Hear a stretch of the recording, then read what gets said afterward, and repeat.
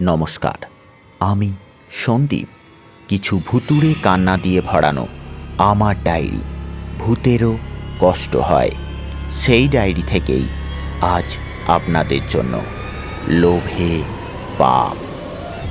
এবার আপনাদের কানে ভাসবে আমাদের বিশেষ নিবেদন, লোভে পাপ।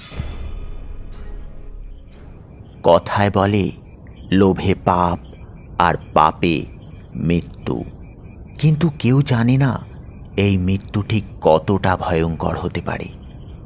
তবে আমার মনে হয় একজন বোধহয় জানে এই মৃত্যু এতটা সহজ নয়। সে মৃত্যু বড়ই অভিশপ্ত। আমি একদিন আমার বাড়ির দোতলায় আমার ঘরে শুয়ে আছি। গরমের রাত, দক্ষিণের বিশাল জানলাটা খোলা ছিল। ঘড়িটা দেখিনি, তবুও আন্দাজ তখন রাত 1টা-1.5টা তো হবেই। ঘুমটা আমার কিছুক্ষণ আগেই ভেঙে গিয়েছিল। একই বৈশাখ মাস, তার ওপর সেদিন রাতে ছিল লোডশেডিং। বিছানায় শুয়ে কৃষ্ণপক্ষের ক্ষয়ে যাওয়া চাঁদের আলোয় বাইরের প্রকৃতিটা লাগছিল পুরো মায়াবী। নীলচে কুয়াশার চাদর গায়ে প্রকৃতি যেন কোনো মায়াময় পাতালপুরী। বিছানায় শুয়ে থাকা আমার দুটো ক্লান্ত চোখ আমার কল্পনা মাখানো কৌতূহলী মনের প্ররোচনায় সেই মায়াবী রাজ্যের মধ্যে হাতড়ে বেড়াচ্ছিল কিছু ভয়ঙ্কর দৃশ্য। যদি ওই মাঝরাতে দেখা পাওয়া যায় তেনাদের। ভয়ে ভয়ে আমার দৃষ্টি সেই নীলচে অন্ধকারের মধ্যে এ গাছ থেকে ও গাছ, ও গাছ থেকে এ গাছ লাফিয়ে বেড়াচ্ছিল, আর খুঁজে বেড়াতে লাগলো তাদের, যাদের দেখা শুধু রাতের অন্ধকারেই মেলে। হঠাৎ আমার চোখ গিয়ে থামল পুরনো জমিদার বাড়ির বাগানটাতে। ভয়ে আর কৌতূহলে আমার বুকের মধ্যে হাঁপড় পড়তে লাগলো। আমি ধীরে ধীরে উঠে জানালার দিকে এগিয়ে গেলাম। আমি আমার পুরো শরীরটাকে জানালার পাল্লার আড়ালে লুকিয়ে রেখে জানলার ফাঁকে আমার চোখ দুটো রাখলাম। প্রথমে যেটা ভেবেছিলাম, কিছুক্ষণের মধ্যেই বুঝলাম এটা তা নয়। তবে বাগানে কেউ তো একজন অবশ্যই আছে।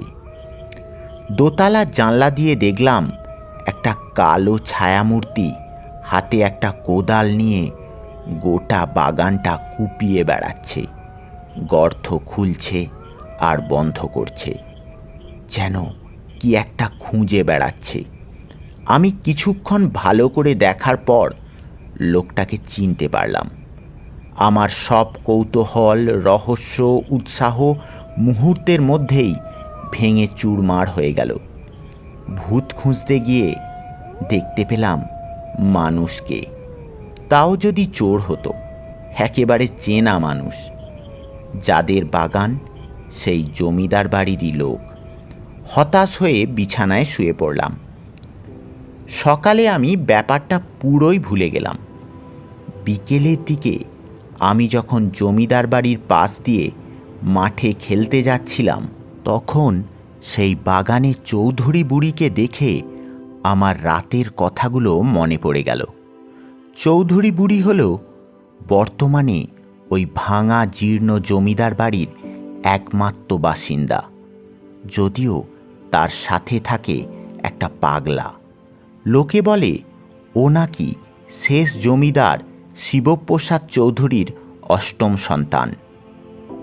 আর বুড়ির পরিচয়, লোকে বলে ও নাকি জমিদার শিবপ্রসাদের বৌদি।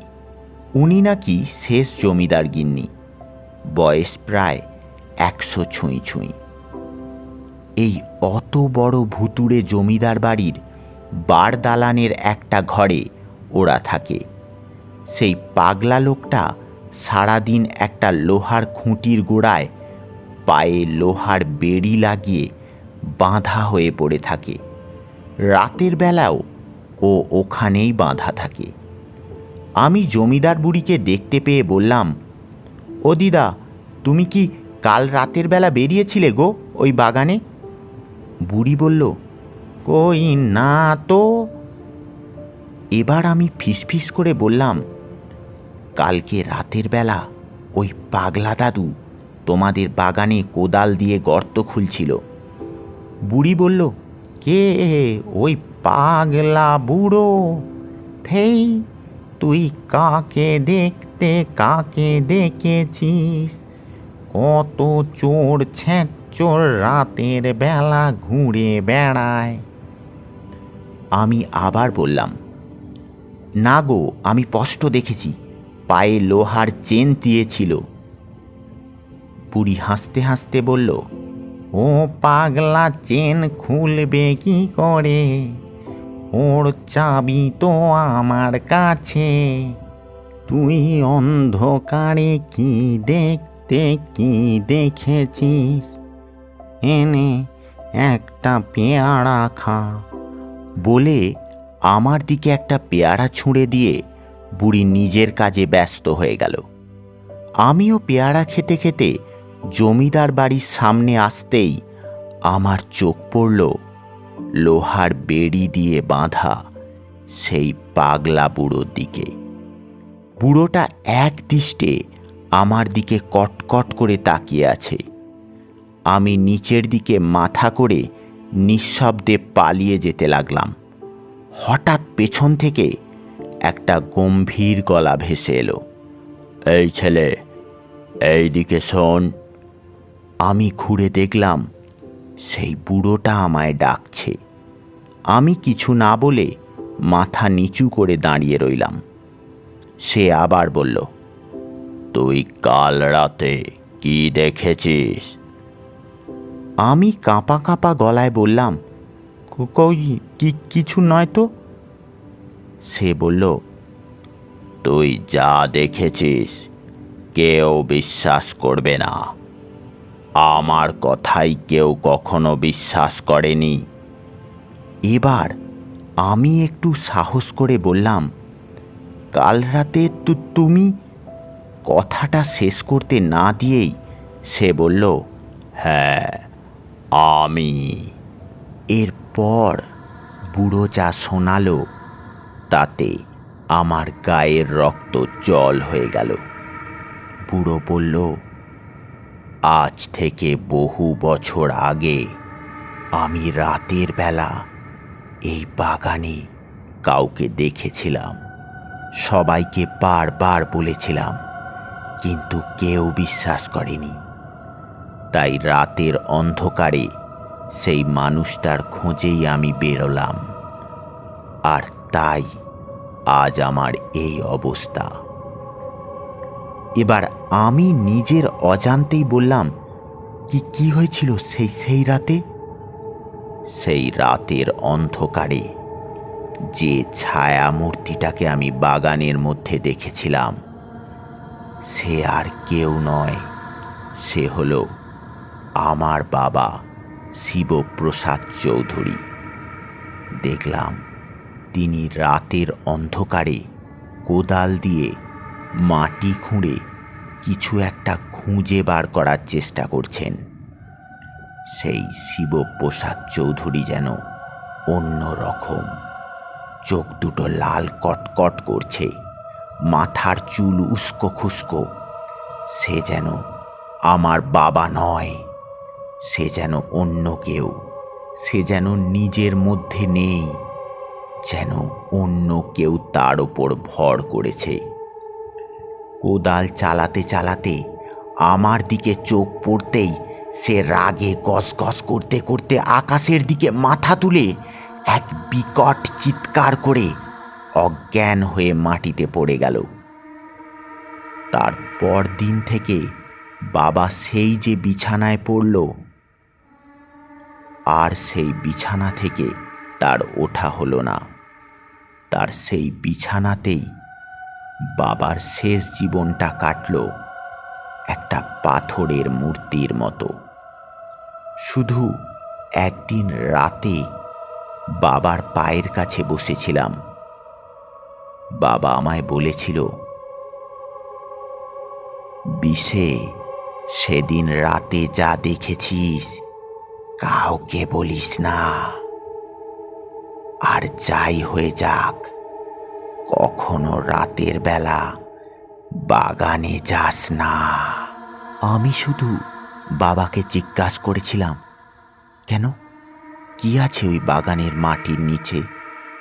বাবা ছলছলে চোখে আমায় বলেছিল, পাপ, ও বাগান আমাদের নয়। ওখানে এক সময় এক বুড়ি বাস করত। ও ওর সব গয়না, পিতল কাঁসার বাসন সব ওই মাটির নিচে পুঁতে রেখেছিল। এটা বুড়ি ছাড়া আর একজন জানত। তিনি হলেন আমার ঠাকুরদাদা প্রতাপ নারায়ণ চৌধুরী। এই জমিদার বাড়ির চিলে কোঠার জানলা দিয়ে বুড়িকে গয়না পুঁততে দেখেছিলেন তিনি। তখন থেকেই শুরু হয় পাপের। আমার ঠাকুরদাদার মনে লোভ জাগে।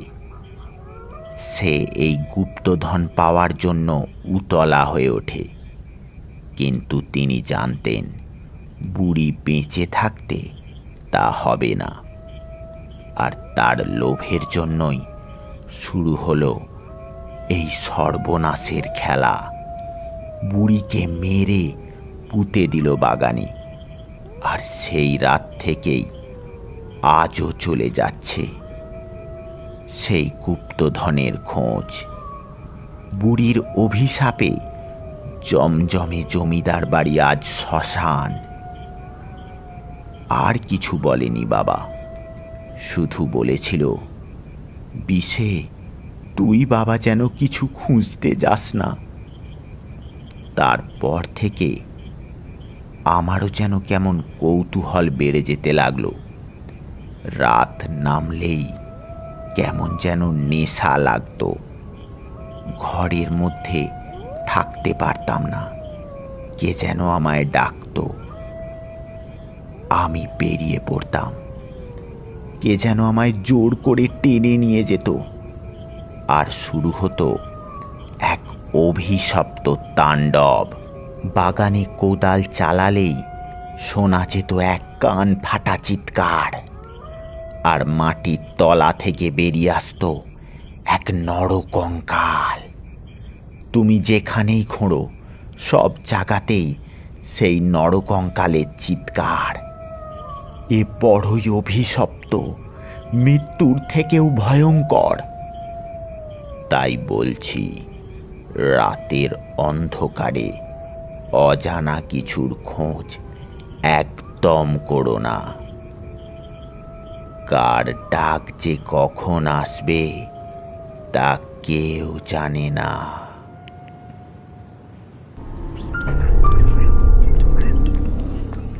এতক্ষণ আপনারা শুনছিলেন লোভে পাপ।